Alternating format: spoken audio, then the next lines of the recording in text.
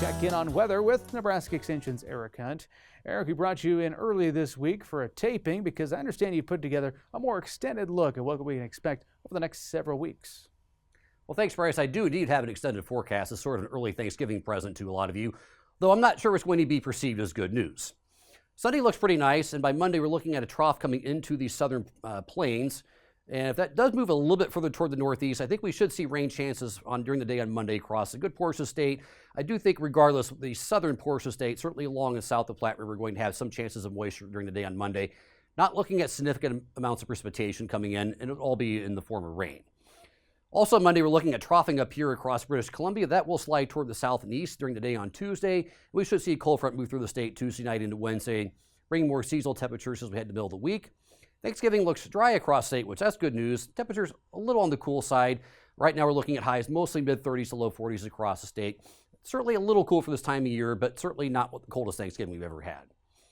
Real cold, though, is coming at some point, and I will just say what I'm showing you here is highly speculative. So if this actually were to verify, we may be dealing with blizzard-type conditions across this portion of the country with this deep trough in the west that would help develop a surface low somewhere here between Amarillo and Dodge City, and this is basically just screaming blizzard between Goodland, Kansas, and Wisconsin. So that would mean some very adverse weather for travel, certainly across this portion of the country as we have the weekend after Thanksgiving.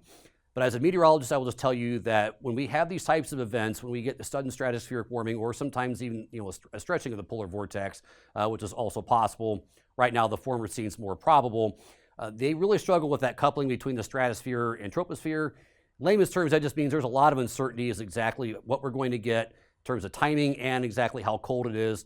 It's possible we may see just an appetizer cold after Thanksgiving, and then the main blast will be coming in a little bit later the week after next. But certainly I think there's going to be a pretty good chance that we're going to be pretty cold in the first week of December. And I also think there's going to be at least one of probably multiple chances for some snowfall across this region. There is an outside chance we may be dealing with a major winter storm, though, as we had post-Thanksgiving. So please pay close attention to the forecast later next week for post-Thanksgiving travel. CBC is definitely in agreement with being cold here as we head into early December. Also showing a wet signal, which probably could be applied as decent chances of snowfall across this region. European model shows cold being favored for the entire region across for the first week of December. And if we do have a sudden stratospheric warming, that probably will be a longer duration of cold, perhaps lasting through the entire month of December. So a possible analog would be 2009, where we were not record cold, but we were certainly chilly across this entire region of the country that month.